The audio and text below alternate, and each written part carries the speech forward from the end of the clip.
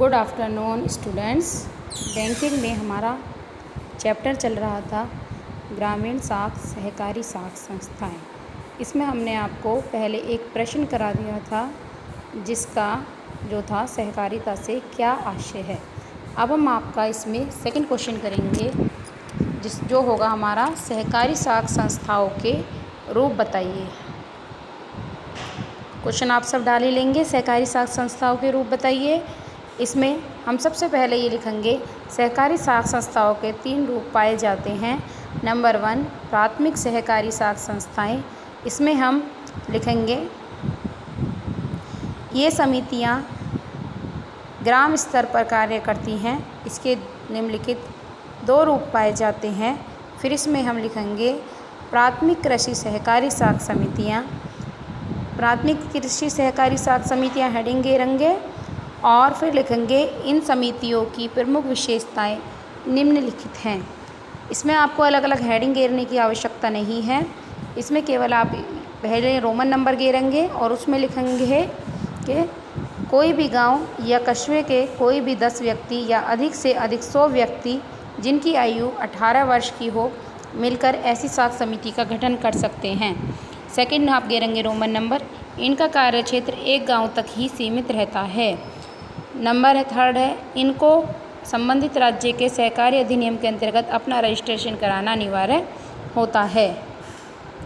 ठीक है, इसके बाद आप इसमें लिखेंगे छोटे आकार की समितियों में सदस्यों का दायित्व सीमित एवं असीमित दोनों प्रकार का होता है।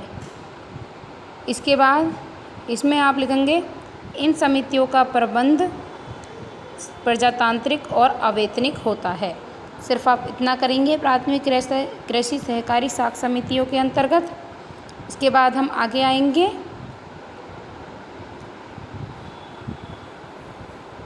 इसमें आप उसके प्राथमिक सहकारी साख समितियों के अंतर्गत आगे के पॉइंट करेंगे। इसमें लिखेंगे आप इनके द्वारा ऋण प्राय सदस्यों को ही दिया जाता है, गैर सदस्यों को ऋण नहीं दिया जाता है। नेक्स्ट लिखेंगे ब्याज की दर इन समितियों द्वारा सामान्यतः 12% के से 15% के मध्य ब्याज दर वसूल की जाती है। ठीक है, इसके बाद आप लिखेंगे नेक्स्ट पॉइंट है इनको आपस में ही सबसे को शुरू से लेके पॉइंट लिखते जाने, किसी की हेडिंग वगैरह नहीं डालनी है। केवल हमें एक हेडिंग यहाँ घेरनी है, ये वाली प्राथमिक कृषि सहकारी साख समितियाँ, और फिर सारे पॉइंटों को आपको ऐसे ही लिखते चले जाना है। नेक्स्ट पॉइंट हम लिखेंगे इसमें समिति के हिसाब किताब की जांच का उत्तरदायित्व रजिस्ट्रार का होता है। फिर आप लिखेंगे यदि कोई सदस्य समिति की सदस्यता छोड़ना चाहे तो आवेदन पत्र देकर ऐसा कर सकता है। ठीक है, पहली हेडिंग में हम इतना ही लिखेंगे। नेक्स्ट में हम आ जाते हैं आपके प्राथमिक गैर कृषि सहकारी साख समितियाँ। इन्हें प्राथमिक सहकारी बैंक भी कहा जाता है। इनकी प्रमुख विशेषताएं निम्नलिखित हैं। इसमें भी आपको 10 हेडिंग दी हैं, लेकिन आप हेडिंग नहीं लिखेंगे, केवल ऐसे ही रोमन नंबर घेर के लिख देंगे। इसमें लिखेंगे आप इनका कार्य क्षेत्र एक छोटा सा नगर या कस्बा होता है। इनके सदस्य सामान्यतः कारीगर, मजदूर एवं छोटे छोटे दुकानदार होते हैं। ये समितियां अपनी पूंजी अंश बेचकर सदस्यों तथा गैर सदस्यों की जमाओं द्वारा तथा सदस्यता शुल्क के द्वारा प्राप्त करती हैं। नेक्स्ट करेंगे इस प्रकार की समितियों का गठन कोई 10 व्यक्ति मिलकर कर सकते हैं। इसके बाद आप लिखेंगे प्रबंध में से हेडिंग नहीं डालेंगे, इनका प्रबंध प्राथमिक साख समितियों की भांति ही होता है। नेक्स्ट है हमारा ऋण नीति, हेडिंग नहीं लिखेंगे। ये समितियां सामान्यतः व्यक्तिगत जमानत पर उत्पादक और अनुत्पादक दोनों प्रकार के कार्यों के लिए अल्पकालीन ऋण प्रदान करती है। इतना आप सेकंड पॉइंट में लिखेंगे प्राथमिक गैर कृषि सहकारी साख समितियाँ। इसके बाद हम नेक्स्ट वाले नंबर पे आते हैं केंद्रीय सहकारी बैंक। केंद्रीय सहकारी बैंक को जिला सहकारी बैंक भी कहते हैं। इनकी स्थापना सन 1912 के सहकारी समिति अधिनियम के अंतर्गत प्राथमिक सहकारी समितियों के वित्त सहायक के रूप में हुई। इनका उद्देश्य जिले की प्राथमिक समितियों से संपर्क स्थापित करके उनका निरीक्षण करना तथा उन्हें आर्थिक सहायता देना है। ठीक है, अब इसमें आप लिखेंगे इस संबंध में, इनके संबंध में प्रमुख बातें निम्नलिखित है। इसमें भी आप हेडिंग नहीं डालेंगे, सिंपल ऐसे ही लिख देंगे।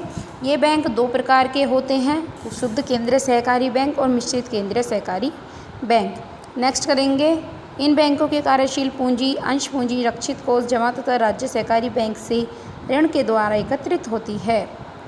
नेक्स्ट लिखेंगे हम, इनका प्रबंध एक संचालक मंडल द्वारा होता है जिसका गठन सदस्यों की साधारण सभा के द्वारा किया जा सकता है।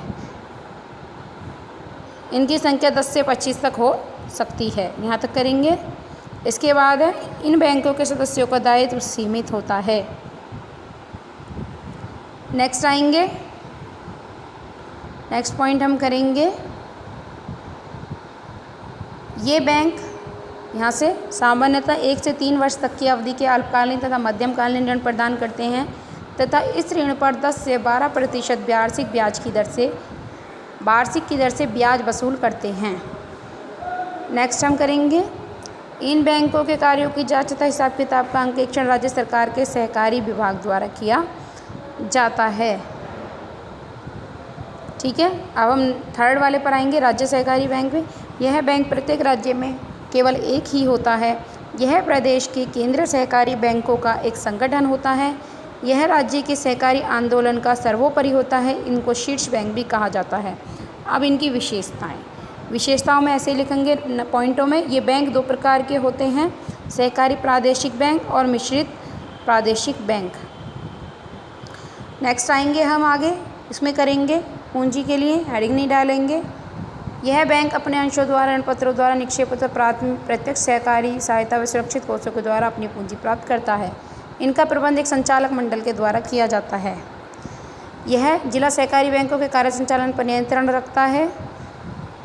ये बैंक केंद्रीय सहकारी बैंकों का मार्गदर्शन करते हैं। ये रिजर्व बैंक, नाबार्ड तथा केंद्रीय सहकारी बैंकों के मध्य कड़ी के रूप में कार्य करते हैं। नेक्स्ट पॉइंट डालेंगे, ये सब ऊपर वाले जो कार्य हैं ये भी एक पॉइंटों के तौर पर डालते जाएंगे। इसके बाद है, ये बैंक सामान्यतः केंद्रीय सहकारी बैंकों को ऋण देते हैं। ठीक है, इतना हमें इनको करना है। सहकारी संस्थाओं के रूप में पहला नाम लिखना है, प्राथमिक सहकारी समितियाँ। ये दो प्रकार की होती हैं, दोनों को हमने वर्णन कर दिया। जिसमें है पहला प्राथमिक कृषि सहकारी साख समितियाँ, इसके बारे में कुछ पॉइंट लिखे। दूसरा है फिर प्राथमिक गैर सहकारी साख समितियाँ, इसकी कुछ विशेषताएं लिखी। फिर सेकेंड हमारा शुरू होता है केंद्रीय सहकारी बैंक, इसकी हमने कुछ बता दिया कि क्या होता है ये, और फिर इसकी कुछ बातें लिखी। उसके बाद थर्ड है हमारा राज्य सहकारी बैंक, इसकी हमने कुछ विशेषताएं लिखी। और इस तरह हमारा ये क्वेश्चन साख संस्थाओं के रूप बताइए पूरा होता है। ध्यान से इसे देखकर अपनी कॉपी में आप इन सभी को करेंगे। धन्यवाद।